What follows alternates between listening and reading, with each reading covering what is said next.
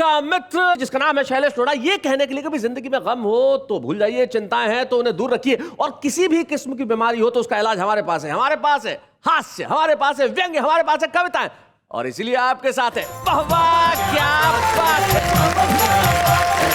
अगर ये जो बीमारियां हैं इनके ऊपर फिल्म बनने लग जाए तो फिल्म कैसी होगी?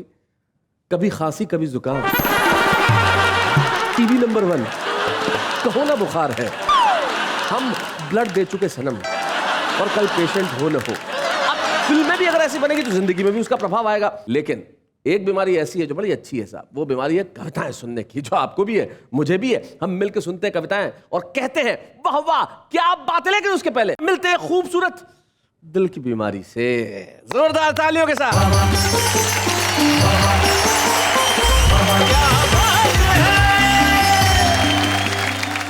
नमस्कार, आदाब, सत श्री अकाल। ये खूबसूरत बला बीमारी आप सबको कहती है कि वाह वाह क्या बात है।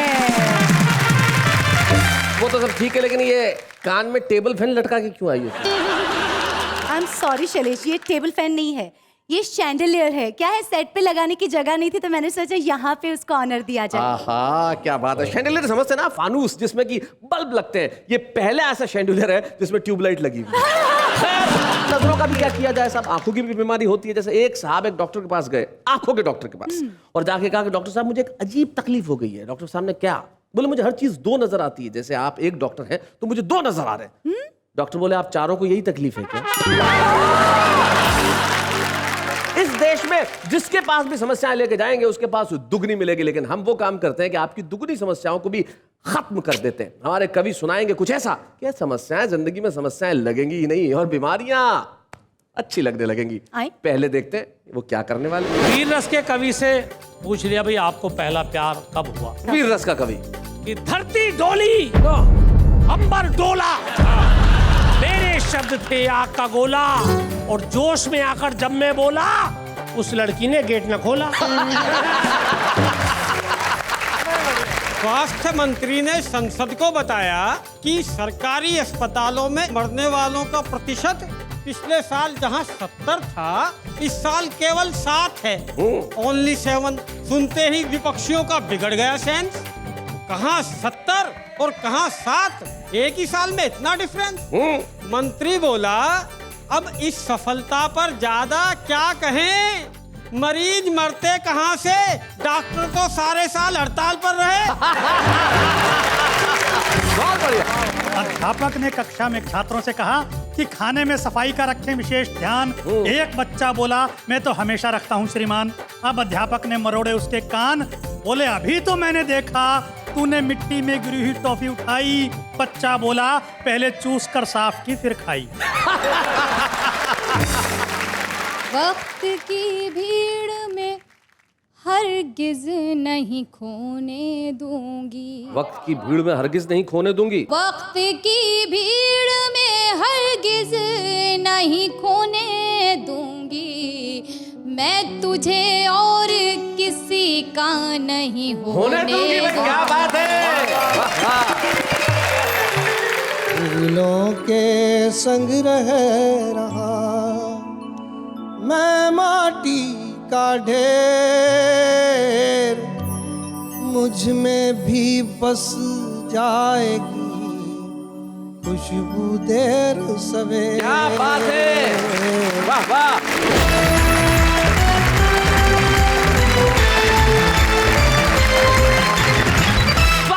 वाह वाह क्या बात है मैं, जहां हम गारंटी लेते हैं कि जिंदगी में जितने भी दुख है, गम है, चिंताएं और बीमारियां हैं वो हम दूर कर देंगे। इसलिए हमने 3 बीमार इकट्ठे किए जिनकी बीमारियां इतनी मशहूर है कि क्या किया जाए। सबसे पहले ठाकुर द्वारा के शरीफ भारती बैठे हैं, वो शक्ल से बीमार दिखते हैं।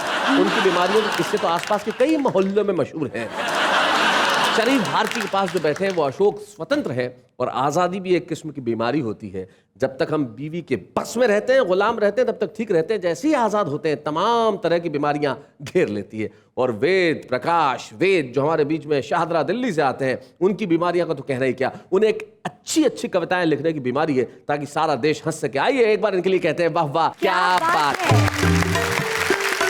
हमारे देश में इलाज तो हर आदमी घर घर में बताता है। आप किसी डॉक्टर के पास जा रहे हो तो रिक्शे वाला आपको रास्ते में 3 इलाज बता लेगा, लेकिन ऐसे घरेलू डॉक्टर से बचे, सीधा साधा इलाज हम बताते हैं। कविता सुनिए, बीमारी ठीक हो जाएगी। तो आइए सबसे पहले उसे सुनते हैं जिसे कई किस्म की बीमारियां हैं। शरीफ भारती।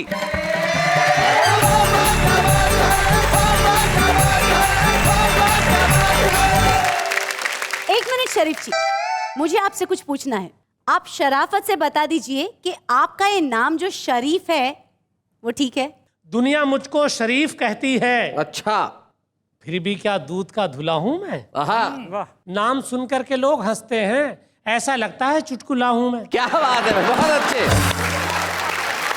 अब देखिए, चुटकुले की बात याद आई। मैं शरीफ आदमी किस तरह शराफत के शेर लिखता हूँ कि इकरार हुआ, अच्छा, एहसान हुआ। आहा, इकरार हुआ, एहसान हुआ, इसरार हुआ, निसार हुआ। वाह, अर्ज कर रहा हूँ कि जी। इकरार हुआ, एहसान एहसान हुआ, हुआ, इसरार हुआ, निसार हुआ।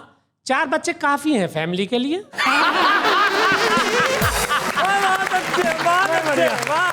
और इससे ज्यादा हम लोग अफोर्ड भी नहीं कर सकते सर। इनसे ज्यादा जो अफोर्ड करते हैं उनका क्या हाल होता है। एक बार थे घर में 13 बच्चे, सर तो उसके बाप से किसी ने पूछा, बोले फैमिली प्लानिंग वाले नहीं आए थे? बोले आए तो थे, स्कूल समझ के चले गए। तो जिनके घर में औलादें ज्यादा होती है ऐसी दिक्कतें हो जाती है। शरीफ, देखिए सर, हम लोगों को तो लालच दिया जाता कि हम अच्छे काम करें दुनिया में रह के, और अच्छे काम करेंगे जब ऊपर जाएंगे अल्लाह मियाँ के यहाँ तो वहाँ हूरें मिलेंगी। अब हम इस चक्कर में जल्दी मरना चाहते हैं। शेर सुनिए कि नेकियां इसलिए मैं करता हूँ, नेकियां इसलिए मैं करता हूँ, बंदा हूरों का मजा लूटेगा। मुझको जल्दी उठा ले या अल्लाह, पीछा कल्लों से तभी छूटेगा। ये कल्लो ऐसी है कि देखिए, कल्लो ही काम में आती है अंत में। जी, आप तो जानती हैं। तो मेरी फिटनेस को बड़ा सीरियसली लेती है। अच्छा, वेरी गुड। मेरी फिटनेस को बड़ा सीरियसली लेती है। डॉक्टर जो भी बताए मुझे वो देती है। दाल सब्जी हो, अंडा हो या कि मछली हो, ज्यादा थक जाए मुझे मुर्गा भी बना देती है।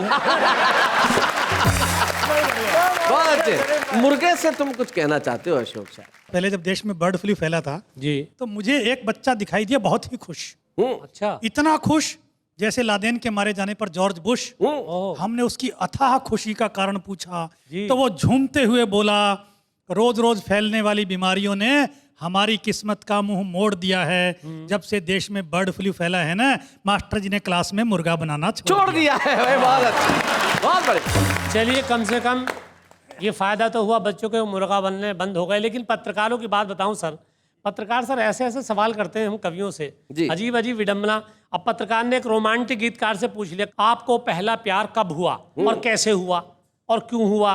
अब रोमांटिक गीतकार से कोई ये पूछे उसे पहला प्यार कब हुआ, तो फौरन मूड में आ जाता जी। अब उसने मूड बनाया और फौरन पत्रकार को बताया। ठंडी हवाएं थी, आहा, दिलकश फजाएं थी, क्या बात है।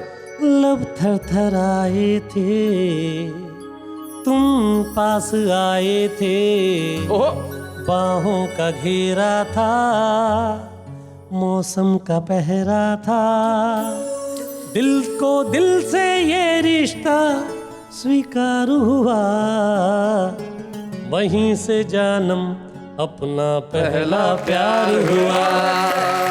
अब वीर रस के कवि से पूछ लिया, भाई आपको पहला प्यार कब हुआ। वीर रस का कवि। कि धरती डोली, अंबर डोला, मेरे शब्द थे आग का गोला। क्या बात है, वीर रस का कवि ऐसे ही बात करता है। धरती डोली, अंबर डोला, मेरे शब्द थे आग का गोला, और जोश में आकर जब मैं बोला, उस लड़की ने गेट न खोला। अब करुण रस के कवि से, एक तो वैसे ही मरे हुए से कमजोर से करुण रस के होते हैं, कुर्ता पजामा बिल्कुल 2.5 किलो के बारीक से, पूछ लिया आपको पहला प्यार कब हुआ।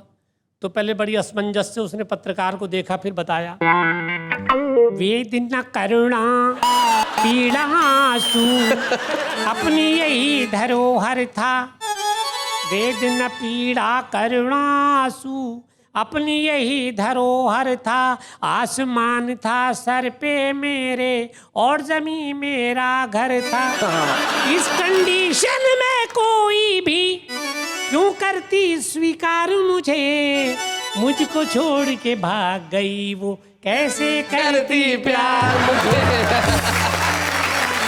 अब देखिए, हास्य व्यंग के कवि से पूछा कि भाई आपको पहला प्यार कब हुआ। मान लीजिए वेद प्रकाश से पूछा। अब वेद प्रकाश जी कि गली में जैसे ही मन ने कम्मों की कलाई को पकड़ा, पीछे से आके उसके बाप ने मुझे जकड़ा।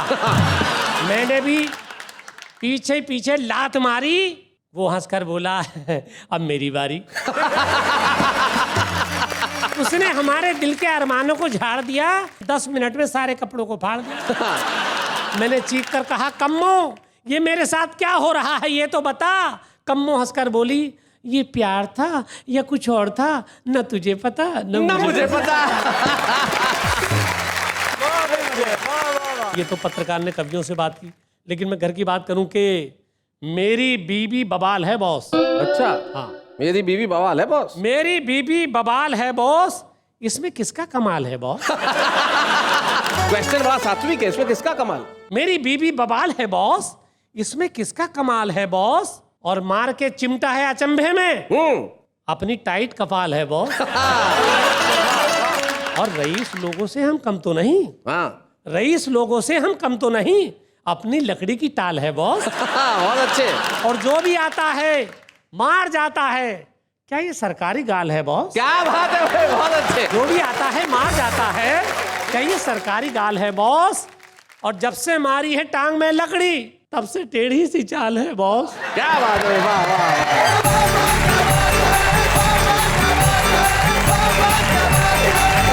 भाई थे शरीफ भारती जो अपनी चौड़ी चाल से सीधी सीधी बातें कर रहे थे और बीवी की कल्लों की बदसूरती के बारे में बता रहे थे। बीमारी ये भी होती है, जैसे खूबसूरत दिखना, हाँ ये कम बीमारी थोड़ी है। जैसे ये आज लेट आई, मैंने पूछा आज लेट कैसे, बोले ब्यूटी पार्लर गई थी। हाँ। मैंने कहा आज भी बंद था। अब ये जो बीमारियां हैं ये आसानी से ठीक नहीं होती, लेकिन हमारे साथ एक ऐसे कवि हैं जो आसानी से बात करते हैं, और जब खास अंदाज में बात करते हैं तो लोग कहते हैं भाई वेद प्रकाश वेद, क्या बात है। जोरदार तालियां वेद प्रकाश वेद के लिए।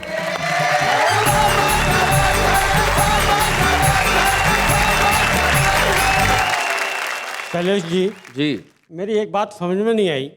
आप इतनी देर से नेहा जी को बीमारी बीमारी बता रहे हैं, नहीं मैंने कब बताया भाई? नहीं नहीं वो साक्षात इलाज है। आप मेरी निगाह से देखिए। अच्छा, एक शेर आपको याद होगा, उनके देखे से जो आ जाती है चेहरे पे रौनक, हाय। वो समझते हैं बीमार का हाल अच्छा है। क्या बात है भाई वेद प्रकाश। लेकिन तुम्हें इलाज नजर आ रहा होगा। मैं तुम्हें सिर्फ इतना सा कहना चाहूंगा, ये तो आज कविता पढ़ेगा, चला कल जाएगा, 3 दिन साथ रह ले पता चल जाएगा।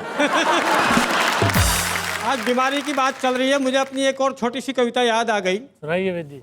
स्वास्थ्य मंत्री ने संसद को बताया कि सरकारी अस्पतालों में इस साल कुल 6,660 मरीज आया। अच्छा, लेकिन खुशी की बात है, इतने ही मरीजों में मरने वालों का प्रतिशत पिछले साल जहां 70 था, इस साल केवल 7 है। ओनली 7। सुनते ही विपक्षियों का बिगड़ गया सेंस। कहां 70 और कहां 7, एक ही साल में इतना डिफरेंस। ये बात भला कैसे पचे? आप बताएंगे। बचने वाले 63% क्यों बचे? क्यों बचे? मंत्री बोला, अब इस सफलता पर ज्यादा क्या कहें, मरीज मरते कहां से, डॉक्टर तो सारे साल हड़ताल पर रहे। बहुत बढ़िया। लेकिन तमाम बीमारियों के बावजूद आदमी जहां पहुंचता है वहां की एक कविता मैं सुनाता हूँ। जी। कविता का शीर्षक है कब्रिस्तान। ओहो। कवि मंथा मचल गया, घूमते घूमते कब्रिस्तान में निकल गया। दरवाजे पर ही टकराया एक तेज हवा का झोंका, किसी अदृश्य आवाज ने रोका, भूत होने का आइडेंटिटी कार्ड दिखाओ। मैंने कहा भैया कौन हो, सामने तो आओ। बोला मैं मुर्दों की पुलिस में SHO हूं। अच्छा, सामने नहीं आ सकता हूं, पर तुमको बता सकता हूं, अगर कब्रिस्तान में घूमना चाहोगे तो ये आदमी रूप तुम्हें खोना पड़ेगा, थोड़ी देर के लिए भूत होना पड़ेगा। सही बात है। मैंने कहा थोड़ी देर की बात है तो बना डालो। बोला ऐसे ही, पुलिस के रूल नहीं जानते, पहले 50 का पत्ता निकालो। बहुत अच्छे। रूल यानी डंडा, तो यहां भी पुलिस वाली चलाओगे? हाँ। जैसे थाने में बनाते हैं ऐसे भूत बनाओगे? क्या बात है, बहुत अच्छे, बहुत बढ़िया। बोला नहीं नहीं, यहाँ तुम्हें डंडे नहीं खाने पड़ेंगे, बस तुम्हारे कान में 1-2 मंत्र सुनाने पड़ेंगे, और देखते देखते तेरा आदमी रूप कहीं खो जाएगा, तू अच्छा खासा भूत हो जाएगा। मैंने 100 रुपए देने का वादा किया तो वह अंदर तक गुदगुदाया, मैंने डबल दिए। अच्छा, कुछ अजीब सी भाषा में मेरे कान में बुदबुदाया, और देखते देखते मेरा आदमी रूप कहीं खो गया। हाँ मैं सचमुच भूत हो गया। ओए बाप। हाँ दोस्तों, अंदर जाते ही खुलने लगे रहस्य पर रहस्य। बाहर की सड़कें मुझे सुनसान लगने लगी और अंदर की एक एक कब्र जैसे इंसान लगने लगी। क्या बात है, वाह वाह वाह। जिंदा कब्रें, बोलती कब्रें, नाचती कब्रें, डोलती कब्रें, एक दूसरे की पोल खोलती कब्रें।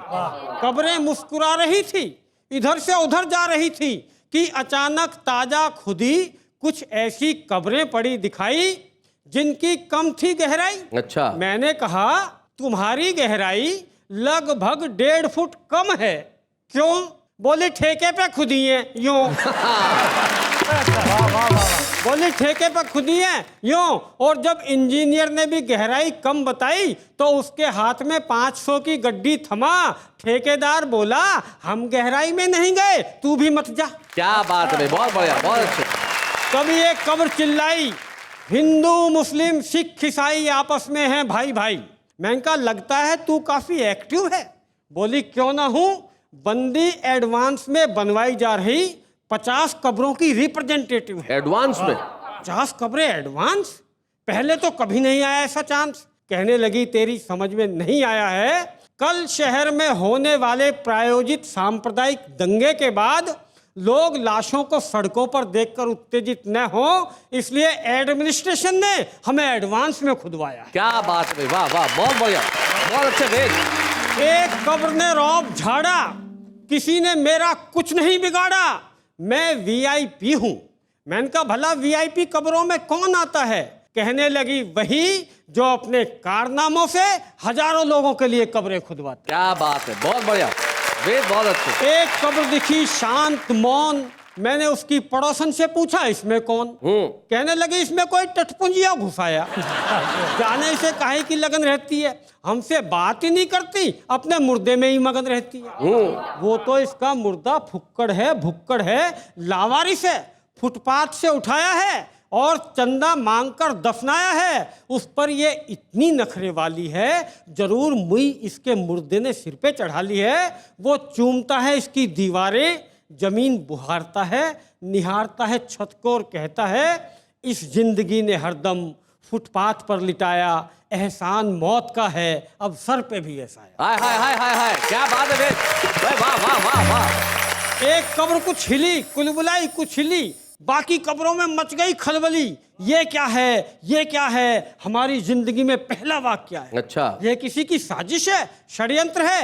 एक बूढ़ी कब्र बोली तुम घबराओ मत, इससे खौफ खाओ मत, इसका हिलना ना किसी की साजिश है ना षड्यंत्र है। दरअसल जो इसमें दफन है ना, भारत का जिंदा लोकतंत्र। क्या बात है, वाह वाह वाह वाह। क्या बात है। और जब जब इसे अपने पास किसी चिंगारी का आभास मिलता है तब तब ये उसे मशाल बनाने को हिलता है, लेकिन कोई बेरहम बारिश आती है और चिंगारी बुझ जाती है। क्या बात है। जरूर इसे आज भी ऐसी ही कोई चिंगारी दिखी है जिसे बारिश से बचाने के लिए ये किसी को बुला रहा है, इसीलिए कुल बुला रहा है, इसीलिए कुल बुला रहा है। और दोस्तों, जब मैं कब्रिस्तान से बाहर आया तो मैंने समूचे हिंदुस्तान में कब्रिस्तान और कब्रिस्तान में एक हिंदुस्तान पाया। भाई क्या बात है, वाह वेद, वाह वाह।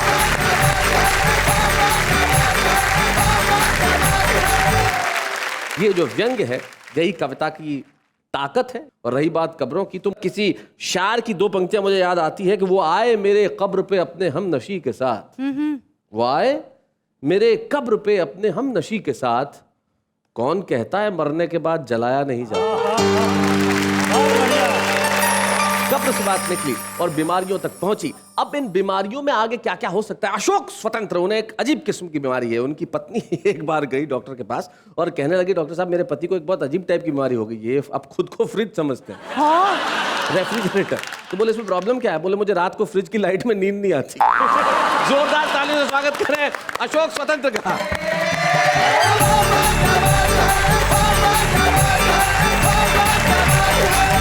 अभी आपने कब्रिस्तान वाले कवि की कविता सुनी। अब आप जिंदा कवि को सुने।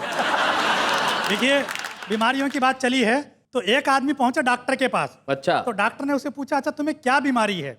बोला जी मुझे समोसे बहुत पसंद है। हाय। तो डॉक्टर बोला इसमें बीमारी का क्या काम है? समोसे तो मुझे भी बहुत पसंद है। बोला अच्छा आपको भी समोसे इतने पसंद है तो मैंने पूरे 3 कमरे समोसे के भर रखे हैं, एक आपको दे देता हूँ। बहुत अच्छे।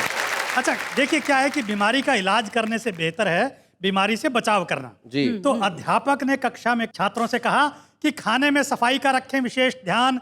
एक बच्चा बोला मैं तो हमेशा रखता हूं श्रीमान। अब अध्यापक ने मरोड़े उसके कान, बोले अभी तो मैंने देखा तूने मिट्टी में गिरी हुई टॉफी उठाई। बच्चा बोला पहले चूस कर साफ की फिर खाई। अच्छा शैलेश जी आजकल बच्चों को डांटना बड़ा मुश्किल काम हो गया है। जी। माँ बाप को समझ में नहीं आता है बच्चे को क्या बोले। बोले इडियट, बोला अच्छा मैं आमिर जैसा दिखता हूँ। बोले बदतमीज, बोला अच्छा अच्छा रणबीर जैसा मैं लगता हूँ। माँ बाप को समझ में नहीं आ रहा है, उन्हें लगता है कि उन्होंने बच्चे की इज्जत में डेंट दिया है और बच्चे को लगता है कि कम्प्लीमेंट दिया। क्या बात है, बहुत अच्छे।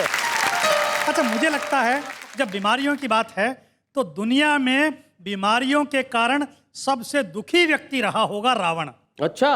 आप सोचें रावण को जुकाम हो जाए तो क्या स्थिति होती होगी? 10 को जुकाम। 10 नाक, 10 रुमाल, 2 हाथ, 2 हाथ, क्या संभाले और क्या ना संभाले। क्या बात है, सही बात है। जो रामलीला के मंच पे जो रावण का रोल करता था, मैंने उससे पूछा वो तेरी प्रॉब्लम क्या है? बोले टी शर्ट नहीं पहन सकता। अब ऐसी प्रॉब्लम पर क्या किया जाए?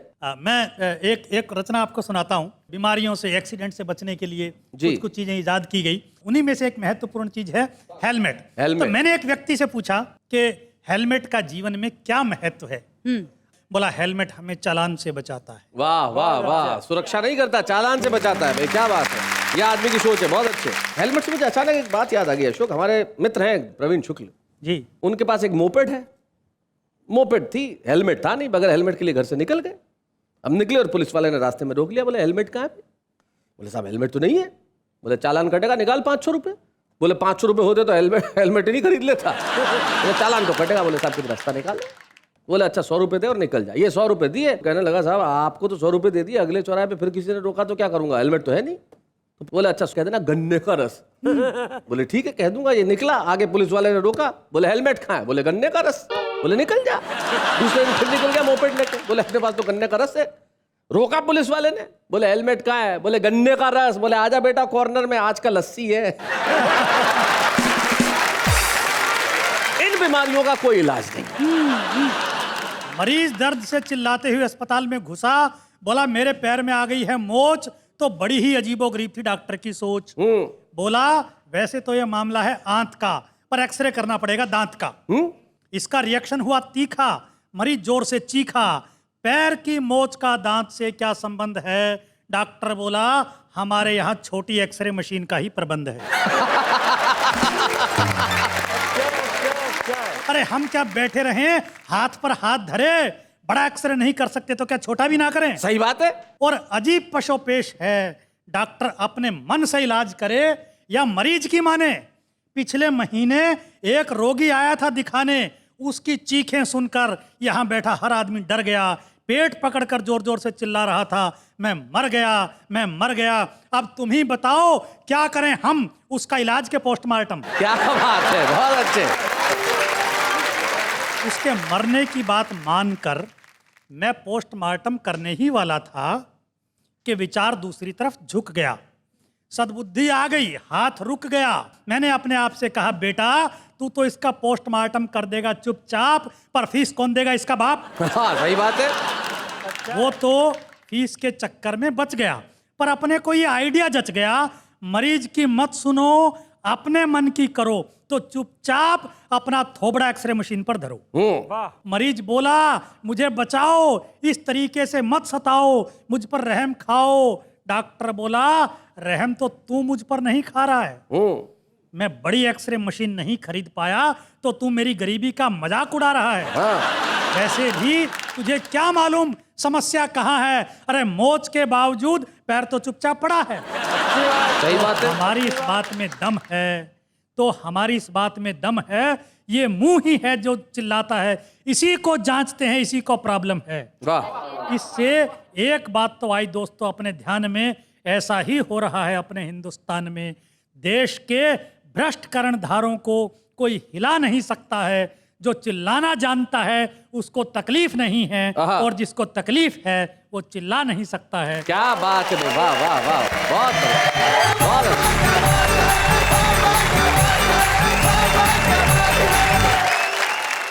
बहुत बढ़िया, बहुत बढ़िया। अशोक स्वतंत्र जी, एक्सरे मशीन की बातें आप कर रहे थे। कमाल होता है कई बार एक्सरे के अंदर, डॉक्टर एक्सरे से ऐसी ऐसी चीजें ढूंढ लेते हैं। एक बार मैं गया खुद डॉक्टर के पास, डॉक्टर ने एक्सरे देखा मेरा, और ये बोले प्रॉब्लम है, तुम्हारे तो दिल में छेद है। डर गया, मेरा हलक में आ गया जी। बोले दिल में छेद है, ऑपरेशन करना पड़ेगा। मैंने कहा ध्यान से देख, एक्सरे में छेद है। भाई छेद जहां कहीं भी हो, लेकिन जिंदगी में जितनी कमियां हैं, जितने छेद हैं, उन सब छेद को भरने का कविता करती है काम। लेकिन इस वक्त एक अल्पविराम लगाते हैं सारी बीमारियों को पूर्ण विराम, और सबके लिए कहते हैं वाह वाह, क्या बात है। जो कवि होता है वो अद्भुत होता है, चाहे वो प्रसिद्ध हो न हो, लेकिन छुपा रुस्तम के तौर पे वाह वाह क्या बात है ने अपनी जिम्मेदारी निभाई कि हम उन लोगों को प्रसिद्ध करेंगे और ले आएंगे सारे जमाने के सामने। हम एक ऐसी शायरा को आपके समक्ष बुलाने जा रहे हैं जो बहुत अच्छा पढ़ती हैं, और आज एक साथ करोड़ों दर्शक कहेंगे कि भाई अगली बार जब मुशायरा हो तो आप जरूर आइएगा। हमारे बीच में आज की छुपी रुस्तम निकहत अमरोवी।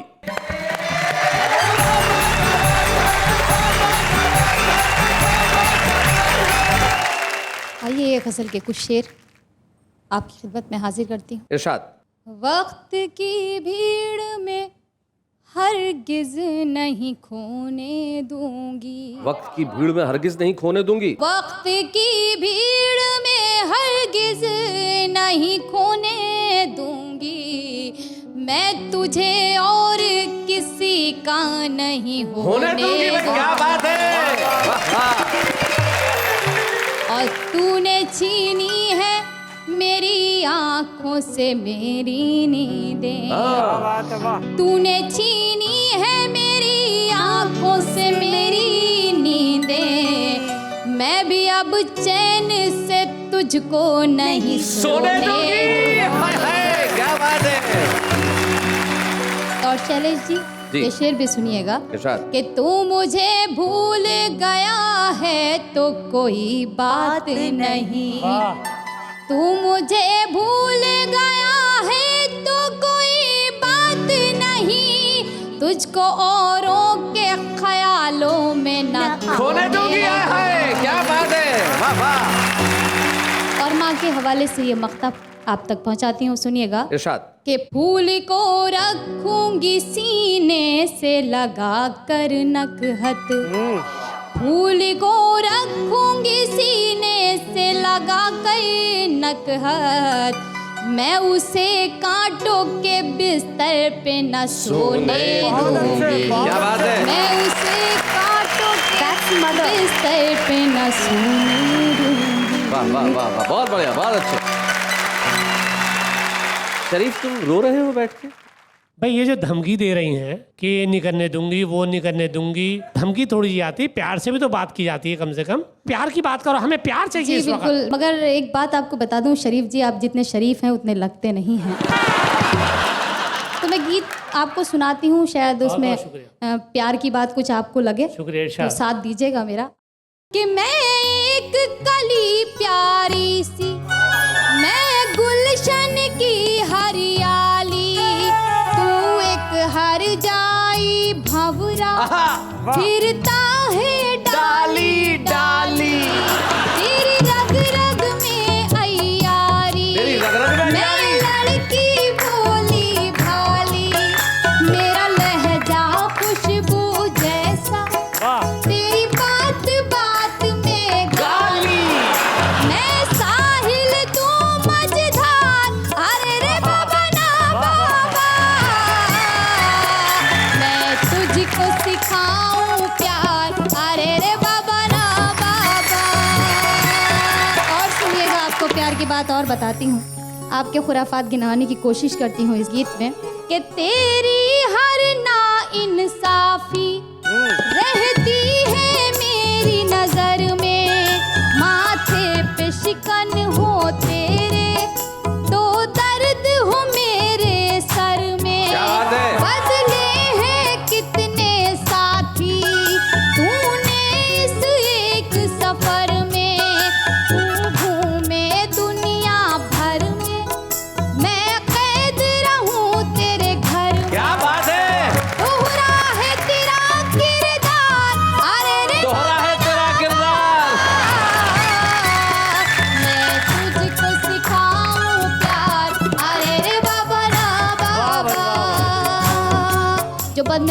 रही हूँ उसको तशबीह कहते हैं। उसमें एक तशबीह। औरत से मुराद एक गाय को दी गई है और मर्द से मुराद एक चीते को दी गई है। तो मैं पढ़ती हूँ ये बंदी, सुनिएगा कि तू एक शिकारी चीता, मैं सीधी सच्ची गाय, तू ऐब करे दुनिया के और मुझको ऐब लगाए। मेरे पाँव में है जो घुंघरू, तूने ही मुझे पहनाए, बादों से मुझे बहलाए, तू झूठी कसमें खाए, एक दिन में 100 बार मैं तुझको सिखाऊं प्यार, अरे रे बाबा ना बाबा।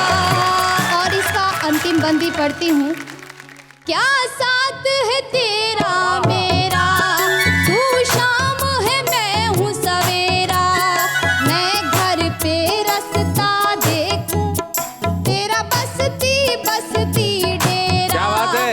तू एक फेराई पंछी, हर शाख पे तेरा बसेरा, और मुझ पर ये पाबंदी, मैं नाम जपूं बस तेरा। क्या बात है? तू चाहे बीवी अचार, अरे मैं तुझको सिखाऊं प्यार, अरे रे बाबा ना बाबा। आप तो बोल दीजिए वाह वाह, क्या बात है। क्या बात है?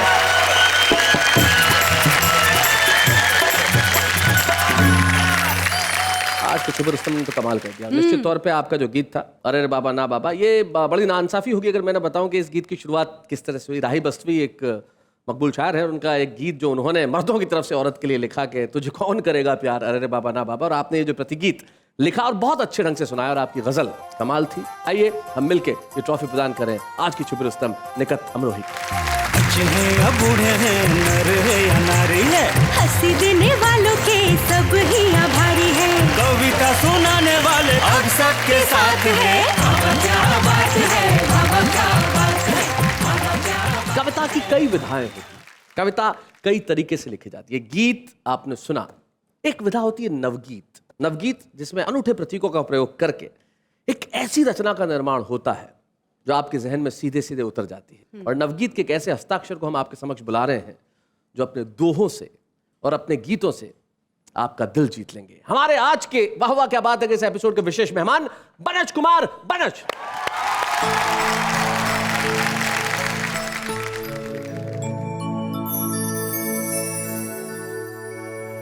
दिन हो जाता शाम को, दिन हो जाता शाम को, थक कर इतना चूर आहा, कर लेता है रात की शर्तें सब मंजूर। क्या बात है, वाह वाह।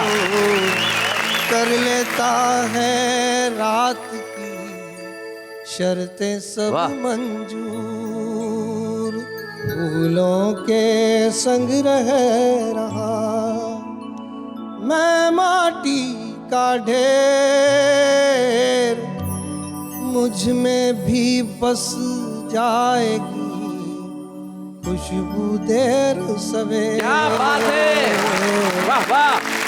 और पायल चुपके से कहे धीरे चलो पाँव, क्या बात है। जाग न जाए आज भी फिर से सारा गांव। क्या बात है, हाय हाय, वाह वाह। जाग न जाए आज भी फिर से सारा गाँव, बीच सफर से चल दिया ऐसे मेरा ख्वाब। क्या बात है। आधी पढ़ कर छोड़ दे जैसे कोई किताब, आधी पढ़ कर छोड़ दे जैसे कोई किताब, रही है छाम को, बोराई सी धूप शामिल होने से डरे उसका गोरा रूप, शामिल होने से डरे क्या बात है, आहा। उसका गोरा रूप, समझ लिया है वक्त ने हमको एक सराय, भागा भागा आए हैं, भागा भागा जाए, भागा भागा आए हैं, भागा भागा जाए। दिल का आधा रास्ता तय करती है रात, फिर भी दिन सुनता नहीं उसके मन की वाह वाह वाह वाह, क्या बात है, वाह वाह वाह वाह। फिर भी दिन सुनता नहीं उसके मन की बात। मनोज कुमार मनोज के दोहे जो सीधे दिल में उतर जाते हैं। अधूरे रिश्तों की दास्तां की इससे बेहतर व्याख्या क्या होगी। बीच सफर में छोड़ गया ऐसे मेरा ख्वाब, आधी पढ़ के छोड़ दे जैसे कोई किताब। लेकिन मनोज कुमार मनोज जी, हम आपके गीतों की किताब को आधी पढ़ के नहीं छोड़ेंगे। इंतजार है मनोज कुमार मनोज के गीतों का, आपको मुझे, और इंतजार में है ये शाम। लेकिन इस वक्त एक अल्पविराम। जैसा कि हमने वादा किया था कि मनोज कुमार मनोज जी को हम जाने नहीं देंगे, आइए सुनते हैं एक ऐसा गीत जो आपके दिलों में उतर जाए। जिस शहर की धूप उदास लगे और छाया तक में क्रंदन हो, जिस शहर की धूप उदास लगे और छाया तक में क्रंदन हो, उस शहर के सूरज का कैसे फिर गीतों में अभिनंदन हो। क्या बात है। जिस शहर की धूप उदास लगे, हर मोड़ पे तख्ती टंगी हुई है, जाने कितने प्यासों की गिनती बढ़ती है रोजाना, अब फटी पुरानी सांसों की। वाह वाह। चंदन की जगह बबूलों का, चंदन की जगह बबूलों का, जब मंदिर तक में वंदन हो। वाह वाह। उस शहर के सूरज का कैसे फिर गीतों में अभिनंदन हो। क्या बात है। आवाजें आती रहती हैं फूलों की काया छिलने की। क्या बात है, क्या बात है। आवाजें आती रहती हैं फूलों की काया छिलने की। फूलों की काया छिलने की, कलियों को लेनी पड़ती है हर रोज इजाजत खिलने की। क्या बात है, वाह। एक फूल फूल से डरे जहां, एक फूल फूल से डरे जहां, और शूलों में गठबंधन हो। क्या बात है, वाह वाह वाह। इस शहर वाह के भरत जी, क्या बात सूरज का कैसे फिर गीतों में अभिनंदन हो। गीतों में अभिनंदन हो। डसने की क्षमता रोजाना विष पीने वाले बढ़ा रहे। क्या बात है। डसने की क्षमता रोजाना विष पीने वाले बढ़ा रहे। विष पीने वाले बढ़ा रहे। जीवन के खातिर बेचारे सब लोग चढ़ावा चढ़ा रहे। मंथन हो सागर का लेकिन असुरों के हाथ प्रबंधन हो। वाह वाह, क्या इस बात है। शहर के सूरज का कैसे फिर गीतों में अभिनंदन हो। और अंतिम छंद है कि जब भी देखो तो मिलते हैं फुटपाथों के चेहरे ठहरे, जो बोने हैं वो गूंगे हैं, जो लंबे हैं वो हैं बहरे। क्या बात है। रावण रूपी शैतानों का जहाँ नामकरण रघुनंदन हो। क्या बात है। इस शहर वाह, के वाह, वाह, वाह, वाह, वाह, वाह। कैसे फिर गीतों में अभिनंदन। वाह वाह वाह वाह, क्या बात। सचमुच ये कवि की पीड़ा है कि जो शहर की धूप उदास लगे और छाया तक में क्रंदन हो, उस शहर के सूरज का फिर कैसे गीतों में अभिनंदन हो। आपके लिए मैं यही कह सकता हूँ बनत जी, वाह वाह, क्या बात है। बात है बनत जी, बहुत बढ़िया। बहुत बहुत बनज कुमार बनज और हमारे तमाम कवि मित्र जितने सहज हैं, जितने सरल हैं। तब किसी का ज्ञात कवि का दोहा मुझे याद आता है। वो कहते हैं कि इतने सीधे वो मिले जितना सीधा बांस, इतने सीधे वो मिले जितना सीधा बांस, जोड़ जोड़ में गांठ है और रोम रोम में फांस। लेकिन हम नहीं चाहते कि जिंदगी में गांठें बनी रहे, फांसें बनी रहे। इसके लिए हम सुनते सुनाते रहेंगे कविता और कहते रहेंगे वाह वाह क्या बात है।